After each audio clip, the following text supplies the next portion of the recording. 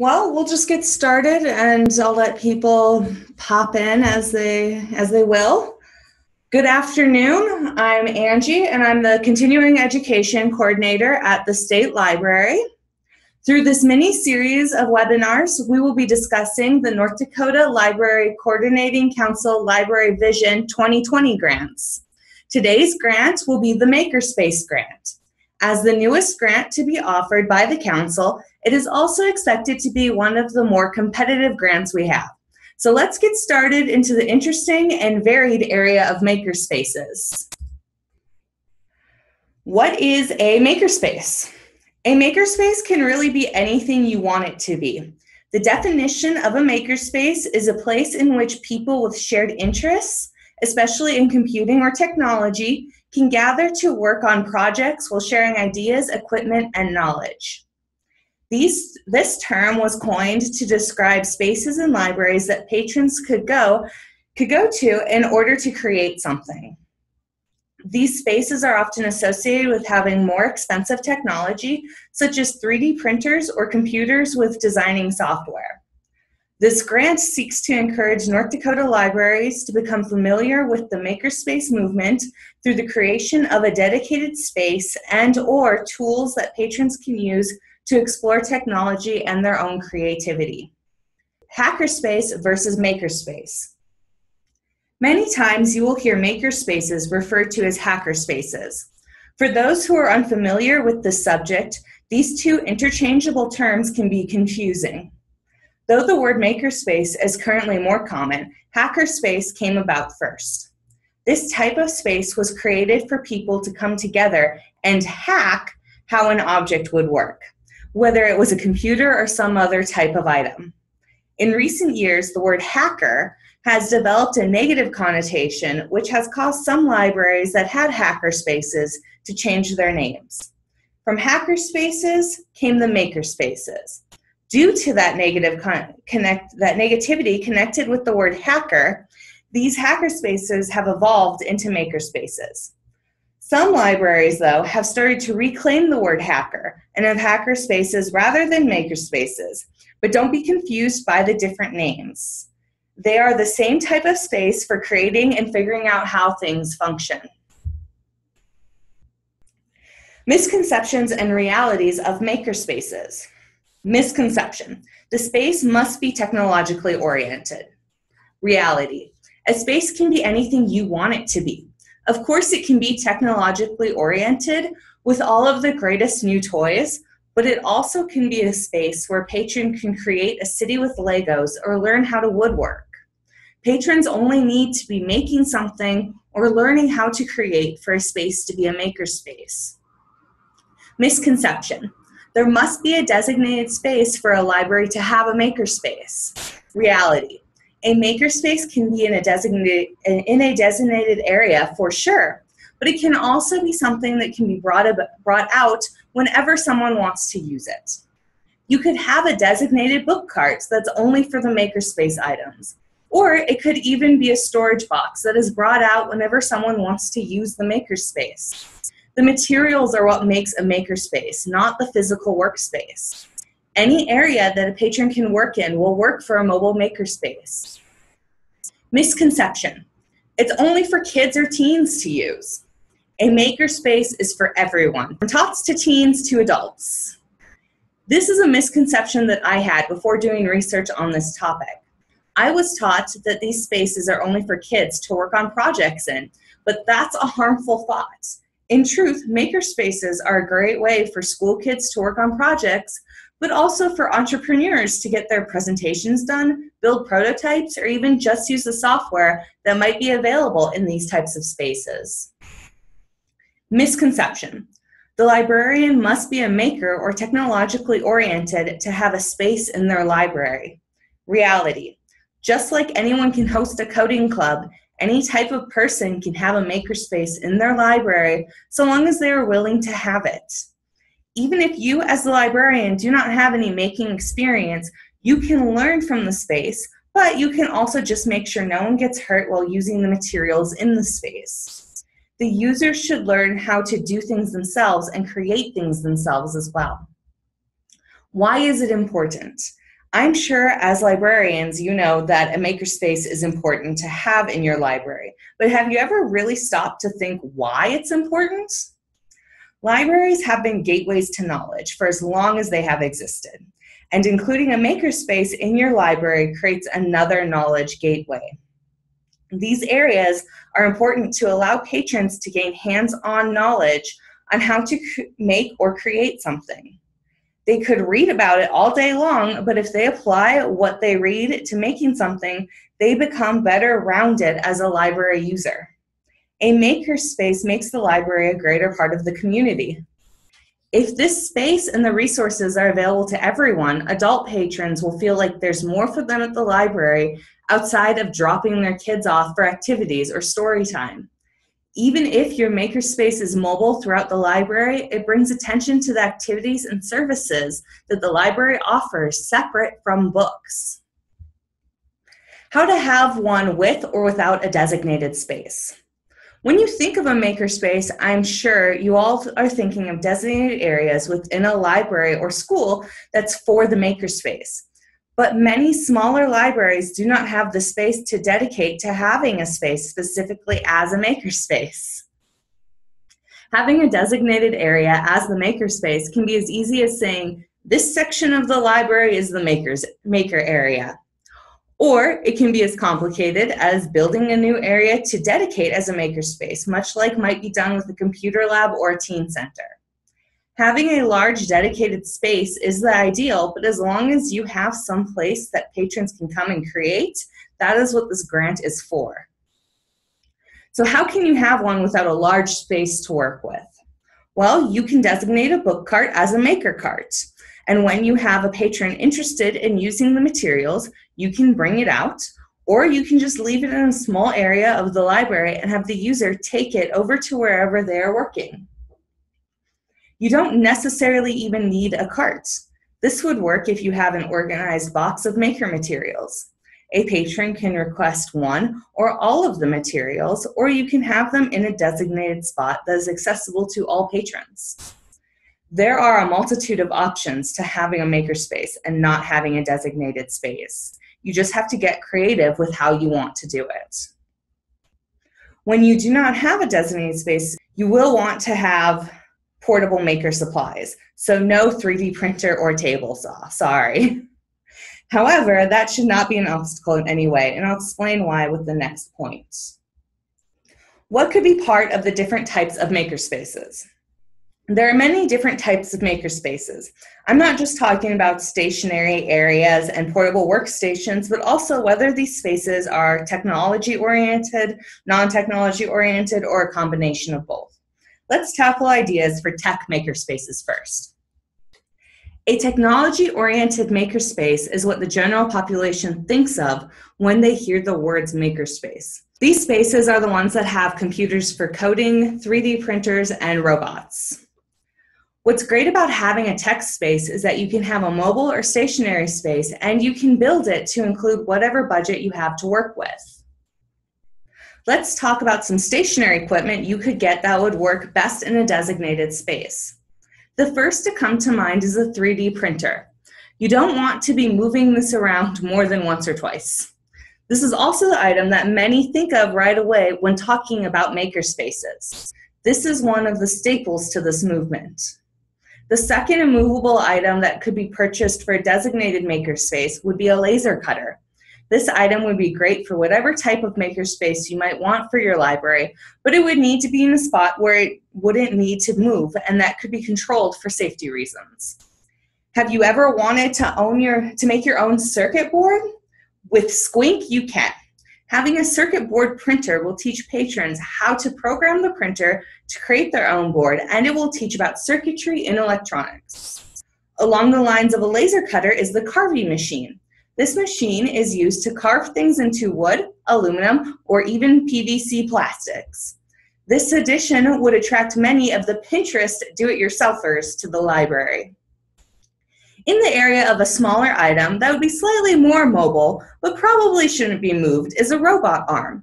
Not only would this teach patrons about robotics, but also about programming to make it work for them. Now that you've heard some options for items that could be in a stationary spot that are part of a technology-oriented space, let's talk about items that are easily stored and can be moved around to any space that is available. There are so many portable technology-based items that I'll just name a few to give you some ideas. You could purchase Spheros for a portable space. These little ball robots take up minimal space, but do require that an app be downloaded onto the user's mobile device. There are a ton of STEM kits out there that could be purchased for a mobile makerspace. These could be kits such as Littlebit, Makey Makey, or Lego We-Dos. STEM kits are as varied and as tech-oriented as you want them to be. There are so many out there that buying a variety would give your patrons the most exposure to the world of STEM. Back to the robots. The Dot and Dash robots are small, portable, and fun for students learning how to code with an interactive robot. This robot set teaches coding through a compatible app on mobile devices and can respond to its environment. 3D pens are a portable option to the 3D printer. They are affordable and allow patrons to create whatever they can draw. They can be packed away and brought out at will, and with different attachments for it, the pen has the versatility that is expected from a 3D creating project. If you want to create an interesting variety of technology in your makerspace, getting a combination of the STEM kits, robots, and 3D printing options are sure to make the space a hit. Now to tackle some options for non-technology-based makerspaces. The way I am considering non-tech spaces are that these are the spaces that don't necessarily include programming robots or 3D printers. These are ones that incorporate the good old quilting circle and do-it-yourself spirit. Much like the technology side, the non-tech side also has options for large, non-portable items and for smaller, generally quieter, portable items. Let's first talk about these non-portable items. A consideration for one of these large items would be a table saw. Though unusual for a library to have such a loud machine, if it's in its own designated area, the noise could be minimal. This would be a great addition to any woodworking project that patrons may want to do. Another large item would be a long arm quilting machine. Though this could be moved, it's better not to. This type of material in a makerspace draws in those patrons who may never use a makerspace because of what might be considered newfangled technology. The machine harkens back to the days of quilting circles, and if your library has a quilting circle, this may help them draw new members. Multiple sewing machines and embroidery machines could fit into a portable or a non-portable makerspace. This would teach young patrons how to repair or make their own items. I'm putting these items into the non-portable section because no one would really want to be constantly moving these items even though they would fit on a maker cart. The truly portable items in a non-tech or low-tech type makerspace are as varied as they are in a high-tech makerspace. Teaching patrons different STEM skills is what's most important for a makerspace to provide. These items include building materials like polygon building kits. With this kit, patrons can build smaller structures by connecting the blocks together. This teaches STEM thinking and is fun without having to deal with the cost of computer-based STEM resources. Building kits are a great way to teach STEM without computers. Qubits are construction toys that users can snap together to make anything from a giant tower to a flower to a push car. With this type of toy, you enter the STEAM aspect of a makerspace because this toy allows the student to create art or to create a car. The possibilities are endless. The cross between a technology and a non-technology makerspace items is found in cubelets. These fun little cubes are robots that only require battery power. Each cube has a different function, and depending on how you put them together determines the outcome for the robot. The reason why I call this a cross is not just because it is a robot, but it's also a robot that you could hook up to a tablet and use block coding to program it. Though not a requirement, it is a great option to have for those who are a little less technology-oriented but want to learn. Of course, you can't talk about having items of a non-technology-based makerspace without talking about having sewing or knitting kits available. These types of items are popular in the do-it-yourself movement and can be easily stored for a space that doesn't have much to spare. On the other end, having toolkits available with materials and ideas is also needed in a makerspace.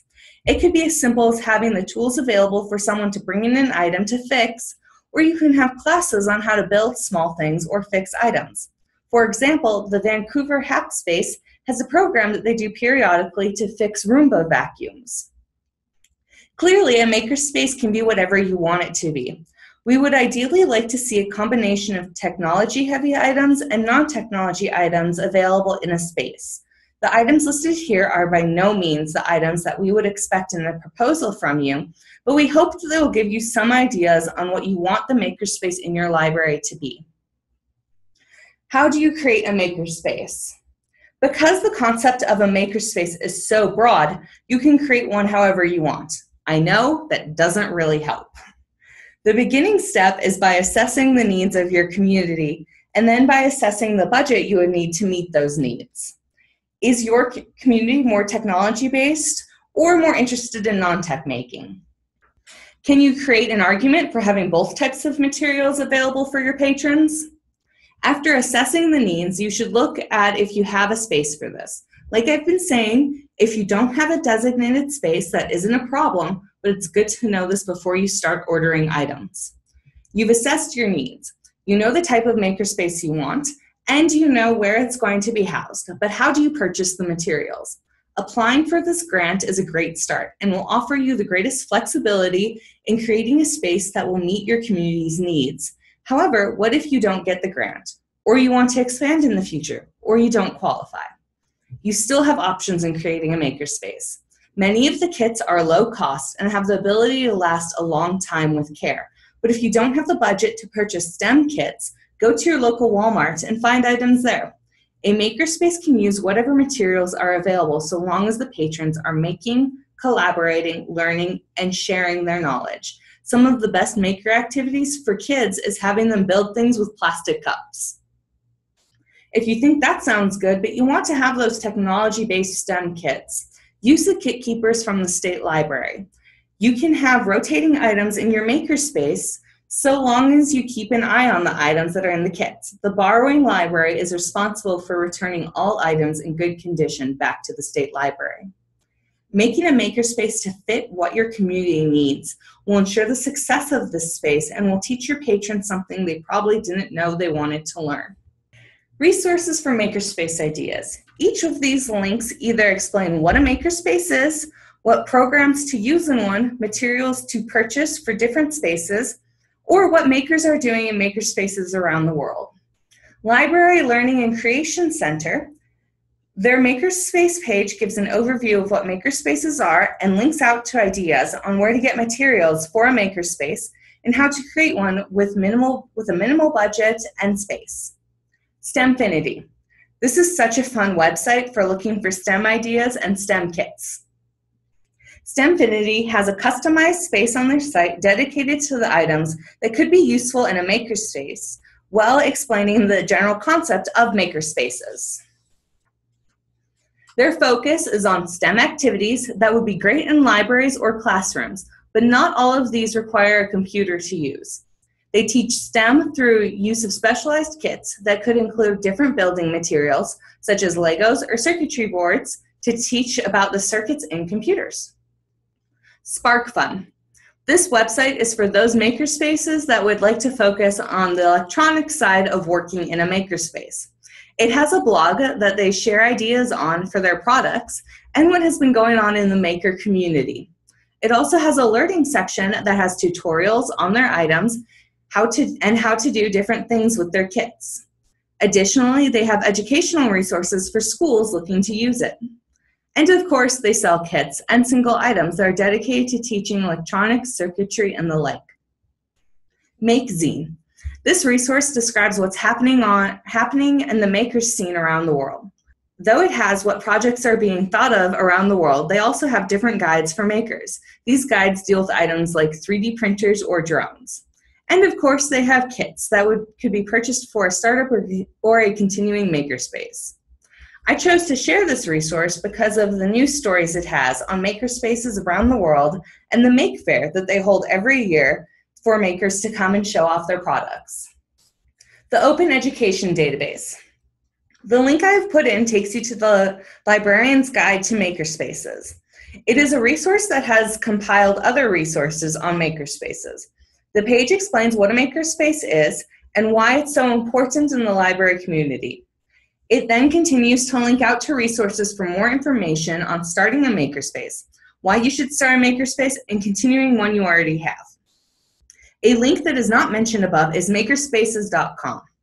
On the resource page that I will send out, I will include the link I'm looking at for this webinar. It is a list of items that could be used in a makerspace. These items vary from high-tech to no technology needed, complicated to easy, and large to small. The list will give a great idea on some of that equipment that may fit into your library and community better than the typical makerspace materials. Book resources for inspiration. These books are a selection of what you can find when you look for books on makerspaces. As you can see, these few books, this isn't a new movement. However, it's still an important topic for libraries around the world. These libraries strive to continuously add to their makerspaces or to make a good effort to include one in their library. Each of these books show a different perspective on how to make a makerspace work for your library. These are just idea starters. There is a very large selection of books, and the State Library can help you get those books through systems like interlibrary loan. All right, some thoughts while writing the grant. Because this is a new grant, and because it is such a hot topic in the library profession, the Council suspects that this will be the most competitive grant out of the 3 Library Vision grants this round. In order to receive the grant, you will need to explain in detail what you would purchase should you receive the grant, how you would use the materials you purchased, and how you would sustain the space for a minimum of 3 years after the grant money is used. Just a note, grant money cannot be used to purchase furniture, only equipment. You must also clearly state how this makerspace project will meet the goals and objectives found in the Library Vision 2020 from the North Dakota Library Coordinating Council. Additionally, you will need to identify a target group for the space. Keeping that in mind when writing how you will create this will help you choose the best materials available. Don't worry about making it too detailed.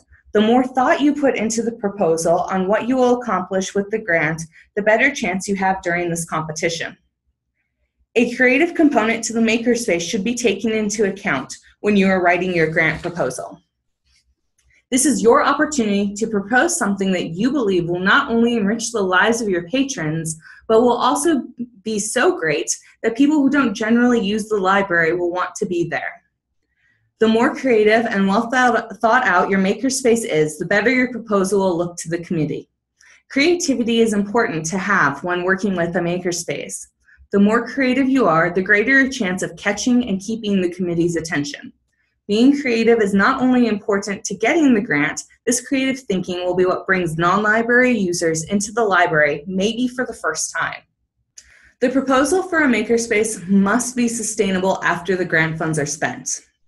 Think of the grant funds as a startup rather than a fund for the makerspace for years to come. You may really want a 3D printer for your library, and that's a great investment, but after the grant funds are spent, can you provide the budget for this printer? Things included with the 3D printer are the ink needed to run it, basic maintenance, and if it breaks down, getting it fixed so your patrons can continue to use it. Those may be things that you will not have the budget for in long term. So some alternatives to a 3D printer would be what you should propose. Alternatives include items like a 3D pen. It has that unique wow factor that a 3D printer has. Not only is the initial cost for a 3D pen less, but the sustainability for one is less. If you are set on having something that prints 3D, getting a few pens may be the most sustainable route after the grant funds are used. Since we ask that you be detailed in your proposal, describing how you would use each item that you would purchase with the grant money and how you would sustain it will increase your chances in receiving the grant. Because we don't want you to start a makerspace and then have it shut down after the grant funds are gone, the council will be looking for how you plan to continue your plans in years to come. Give the sustainability a lot of thought before you choose expensive items that you may not be able to maintain in the years to come. If you are unsure how you'll be able to sustain the makerspace, choosing items in your proposal that require minimal maintenance and materials may be the route to go. Now to get into what you've all been waiting for, some of the grant details. The amount. The grant is worth $5,000 and has a 10% match requirement. So if you were awarded this grant, your responsibility would be $500, making the total amount to be spent on your makerspace $5,500. This is a reimbursement grant, so you will have to submit your paid invoices to receive the grant money. You can do some great things with this amount, but remember that whatever great space you create, it must be sustainable. Who is eligible to apply for this grant? All publicly funded libraries are eligible for the grant. This includes public libraries, public schools, and public universities. Keep in mind, if you are a public library, you must be compliant with the North Dakota Library Coordinating Council's standards for public libraries. If you are not in compliance with these standards as a public library, you are ineligible for all library vision grants. For a public school library, the librarian must be certified as defined by the Department of Public Instruction and provide 15 hours of library service to students and faculty per week. The academic libraries that apply must be part of the North Dakota Public College and University system. When will all of this happen? The dates for these types of grant rounds rotate each year and have not been set in stone yet for this round. They generally open at the end of August and are open for around 2 months, so that would have them closing around the middle of October. The grant recipient would find out around the middle of November. When the dates are set, they will be announced on our website as well as through our newsletter, The Flicker Tale. To access the guidelines for this grant, other library vision grants, and the reimbursement forms for the grant recipients, visit our grant page at library.nd.gov/grants. Thank you for attending this informational session. If you have any questions, please ask them through chat. I am here to answer questions if you have any. If you don't, please feel free to email me. You can email me at the ndsltrain@nd.gov, and I can answer any questions or send them to the correct person that would have those answers. Thank you for attending. All right, the first question is how many grants will be awarded in each round? There are 3 grants. This round, it'll be 1 Makerspace grant, 1 collection development grant, and 1 OCLC resource sharing grant. And then, yes, I will be emailing out the slides, including the resource lists. So look for an email from me. It'll have about 5 attachments to it. Included in that email will be a link to this recording, which can be found on YouTube, and it'll also be on our website. Of course, I can send the JPEGs to you. The question was, would I be willing to share the graphics in the webinar? And yes. Would a basic art cart for toddlers qualify? I think so. I will actually email you. I'll ask Cindy. I'll ask her and I'll email you the answer.